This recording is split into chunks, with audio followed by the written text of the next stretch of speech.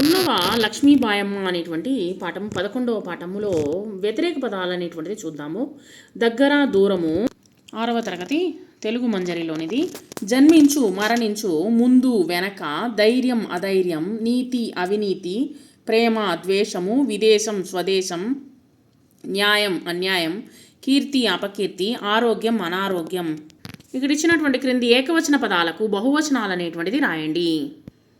గ్రామము గ్రామాలు, ఉద్యమం ఉద్యమాలు, సభ సభలు, పాఠశాల పాఠశాలలు, గాయకుడు గాయకులు, ఆశ్రమం ఆశ్రమాలు, బాలిక బాలికలు, టోపీ టోపీలు, శిల్పి శిల్పులు, మతం మతాలు, స్త్రీ స్త్రీలు, జంతువు జంతువు, కవి కవులు, పని పనులు, కాలేజీ కాలేజీలు, నగ నగలు, రాజు రాజులు. ఈ క్రింది ప్రకృతి వికృతులను రాయండి. విద్య విద్యే, లక్ష్మి లచ్చి, ఆహారము ఓగిరము. క్రింది పదాలను విడదీసి రాయండి. విద్యా ప్లస్ అభ్యాసము విద్యాభ్యాసము, జాతీయోద్యమము జాతీయ ప్లస్ ఉద్యమము, స్వాతంత్రోద్యమము స్వాతంత్ర ప్లస్ ఉద్యమము, సత్యాగ్రహము సత్య ప్లస్ ఆగ్రహము, నిరాకరణోద్యమము నిరాకరణ ప్లస్ ఉద్యమము. ఇక్కడ గుంపుకు చెందినటువంటి పదాన్ని గురించి రాయండి. తల్లి మాత మాతృ పిత పిత అనేటువంటిది. తర్వాత భూమి అవని జనని, సూర్యుడు సూర్యుడు వేరే పదము. వివాహము పెండ్లి, వరుడు కళ్యాణము వరుడు అనేటువంటి వేరే పదము. స్త్రీ పురుషుడు, మహిళ బాలిక పురుషుడు అనేటువంటి వేరే పదము. తోట కుట్టు, బుట్టలు, అల్లిక, నూలు వడకట ఇవన్నీ వచ్చేసి ఒకే పదము. తోట అనేటువంటి వేరే పదము. ఉపాధ్యాయుడు పుస్తకము, మాస్టారు, ఉపన్యాసకుడు ఇవి వేరే పదము. తర్వాత వచ్చేసి పాఠశాల, తరగతి, ఇల్లు, పాఠము. ఇల్లు అనేటువంటిది వేరేదనమాట. క్రింది పదాలతో సొంత వాక్యాలు అనేటువంటిది రాయండి. స్ఫూర్తి వివేకానందుని యొక్క బోధనలు యువతకు ఎంతో స్ఫూర్తినిస్తాయి. నూలు వడుకుట మహాత్మా గాంధీ గారు ప్రతిరోజు చరకాపై నూలు వడుగుతూ స్వదేశీ ఉద్యమానికి పిలుపునిచ్చారు. మణిపూస ఆమె మెడలో హారములో ప్రతి మణిపూస ఎంతో అందంగా మెరుస్తూ ఉంది. గ్రామము మా గ్రామము పచ్చని పొలాల్లో ఎంతో అందంగా ఉంటుంది. వివాహము మా అన్నయ్య వివాహము వచ్చే నెలలో జరుగుతుంది. నేత పని మహారాష్ట్రలోని చేనేత కార్మికులు నేత పనిలో ఎంతో నైపుణ్యాన్ని కలిగిన వారు. బలి పూర్వకాలంలో వర్షాలు పడాలనేటువంటి దేవతలకు బలి అనేటువంటిది ఇచ్చేవారు. మందలించు పిల్లలు తప్పు చేసినప్పుడు తల్లిదండ్రులు వారిని ప్రేమగా మందలించాలి. ఈ యొక్క క్రింది ఖాళీలను పూరించండి.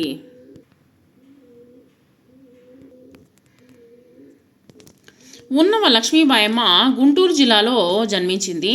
గాంధీజీ ఆశయాలకు అనుగుణముగా హరిజనులను ఆదరించి సేవ చేసింది. లక్ష్మీబాయమ్మ మద్యపాన నిషేధానికి నడుం కట్టింది. కాకినాడలో 1923లో కాంగ్రెస్ మహాసభలు జరిగాయి. ఆమె స్త్రీలకు నాయకురాలిగా ఉండి దేవరంపాడు శిబిరానికి ప్రాతినిధ్యం వహించింది. గుంటూరులో శారదానికేతన్ పాఠశాల 1922లో స్థాపించబడింది. మెడికల్ కాలేజ్ విద్యార్థులు గాంధీ టోపీలు ధరించి కాలేజీ ద్వారంలో నిలుచుకున్నారు. తర్వాత వచ్చేసి మూగజీవులంటే ఆమెకెంతో ప్రేమ, జాలి, జంతు బలులు వద్దని ఉద్యమించింది. గాంధీ గారి స్ఫూర్తితో ఖద్దరు వస్త్రాలు ధరించేది. జాతీయోద్యమంలో పాల్గొనే సమయంలో బంగారు నగలు ధరించనని ప్రమాణం చేశారు. క్రింది ప్రశ్నలకు 1-2 వాక్యాల్లో సమాధానాలు అనేటువంటిది రాయండి. ఉన్నవ లక్ష్మీబాయమ్మ గారి తల్లిదండ్రులు ఎవరు? ఉన్నవ లక్ష్మీబాయమ్మ తల్లిదండ్రులు రామలక్ష్మమ్మ, నడింపల్లి సీతారామయ్యలు. లక్ష్మీబాయమ్మ ఎవరిని వివాహం ఆడింది? లక్ష్మీబాయమ్మ శ్రీ ఉన్నవ లక్ష్మీనారాయణ గారిని వివాహం ఆడింది. లక్ష్మీబాయమ్మ దేనిలో ముందుండేది? లక్ష్మీబాయమ్మ విదేశీ బహిష్కరణ, ఖాదీ ఉద్యమం మొదలైనటువంటి సహాయ నిరాకరణ ఉద్యమాలు అన్నింటిలోనూ లక్ష్మీబాయమ్మ ముందుండేది. కాంగ్రెస్ మహాసభలు ఏ సంవత్సరంలో జరిగాయి? ఆమె ఏ విధంగా ఉపన్యాసం ఇచ్చింది? 1923లో కాకినాడలో కాంగ్రెస్ మహాసభలు జరిగాయి. ఆ సభకు విశేషంగా స్త్రీలు వచ్చారు. ఆ విశేష ప్రజానికాన్ని ఆకర్షించేలా లక్ష్మీబాయమ్మ ఉపన్యసించారు. ఆమె జైలు నుండి విడుదలయ్యాక ఆమె ఏమి ఆలోచించింది? ఆమె జైలు నుండి విడుదలయ్యాక స్త్రీ విద్యా వ్యాప్తికి, వితంతు సంరక్షణకు ఒక పాఠశాల స్థాపించాలని ఆలోచించింది. శారదానికేతన్ గురుకుల పాఠశాలలో ఏ భాషలు ఉండేవి? శారదానికేతన్ గురుకుల పాఠశాలలో తెలుగు, హిందీ, ఇంగ్లీషు, సంస్కృతము అనేటువంటి భాషలు ఉండేవి. గురుకుల పాఠశాలలో చదువుతో పాటు ఏవి నేర్పించేటువంటి నేత పనులు నేర్పించేవారు? గురుకుల పాఠశాలలో చదువుతో పాటు సంగీతము, చిత్రలేఖనము, కుట్టు, అల్లికలు, జరీ నగిషి పనులు, తర్వాత వచ్చేసి నూలు వడకడము, నేత పని, నవారు చేయడము, బుట్టలు, అల్లిక మొదలైనటువంటి పనులను నేత పనులను నేర్పేవారు. లక్ష్మీబాయమ్మ ఆశయం ఏమిటి? లక్ష్మీబాయమ్మ ఆశయము ఏమిటంటే స్త్రీలు ఎవరి మీద ఆధారపడకుండా స్వతంత్రంగా బతకాలన్నదే ఆవిడ ఆశయము. సమాజంలో దురాచారాలు ఏవి? సమాజంలో దురాచారాలు బాల్య వివాహాలు, వరకట్నము, మద్యపానము, జంతుబలి.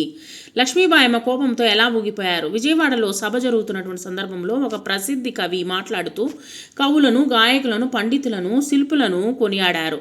దాన్ని విన్న లక్ష్మీబాయమ్మ ఆ సభలో కోపంతో ఊగిపోయింది.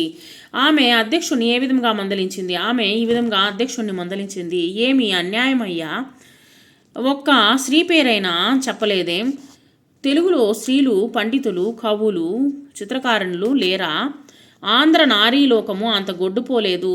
స్త్రీలలో ఒకరి పేరైనా చెప్పేవి కాదే? ఆంధ్ర జనాభాలో చెరిసగంగా ఉన్నటువంటి స్త్రీలను గురించి ఒక్క ముక్కైనా చెప్పని సభ సమగ్రం కాదు అని అధ్యక్షుడిని మందలించారు.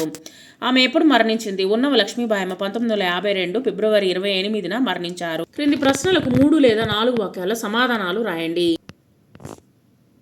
లక్ష్మీబాయమ్మ నడిపినటువంటి ఉద్యమాలు ఏవి? లక్ష్మీబాయమ్మ విదేశీ బహిష్కరణ, తర్వాత విదేశీ వస్త్ర బహిష్కరణ, ఖాదీ ఉద్యమము మొదలైనటువంటి ఉద్యమాలు అన్నింటినీ నడిపారు. అవే కాకుండా మద్యపాన నిషేధము, అంటరానితనాన్ని రూపుమాపడము వంటివి కూడా కృషి చేశారనమాట. శాంతినికేతన్ స్థాపన, దాని లక్ష్యాలు ఏమిటి? గుంటూరులోని బ్రాడీపేటలో 1922 సంవత్సరంలో స్థాపించబడినటువంటి శారదా నికేతన్ గురుకుల పాఠశాల. ఈ శారదా నికేతన్ ఎందరో బాల వితంతువులను ఆశ్రయం ఇచ్చింది. వారందరినీ తెలుగు, హిందీ, ఇంగ్లీషు, సంస్కృతము భాషలు నేర్పేవారు.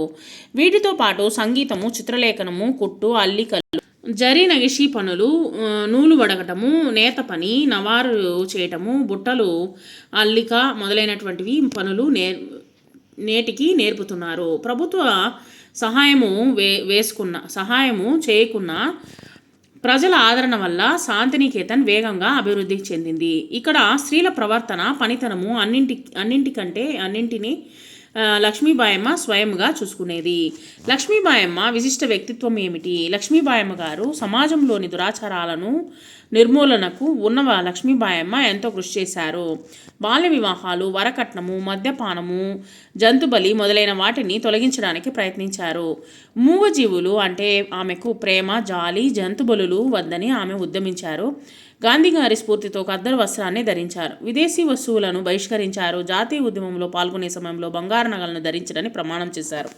లక్ష్మీబాయమ్మ ధైర్యము, ఆత్మాభిమానము, వ్యక్తిత్వము గుంటూరు ఝాన్సీగా కీర్తి పొందినటువంటి లక్ష్మీబాయమ్మ జీవితంలో ఇలాంటివి ఎన్నో సంఘటనలు ఉన్నాయి.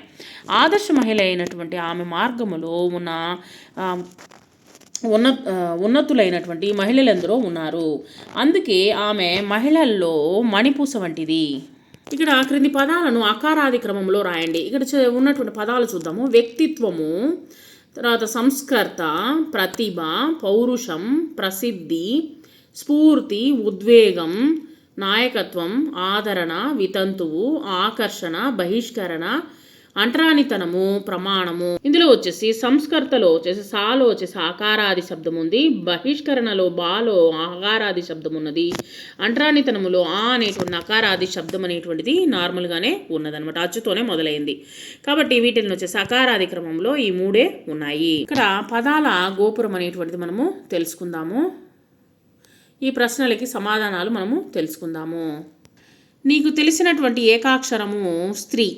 శబ్దం అనేటువంటి అర్థం వచ్చేటువంటి పదము ధ్వని. గోడకు తెల్లగా ఉండేది సున్నము. తరగతి గోడలపై వేలాడదీయబడేది దేశపటము. వారాల్లో మొదటిది ఆదివారము. 3 నదుల కలయికని సంగమము అంటారు. నీవు చదువుతున్నటువంటి తరగతి 6వ తరగతి. ఇక్కడ పదాలు అనేటువంటిది ఇవ్వడం జరిగింది. మహానగరము, పాపం పనివాడు అని ఇవ్వడం జరిగింది.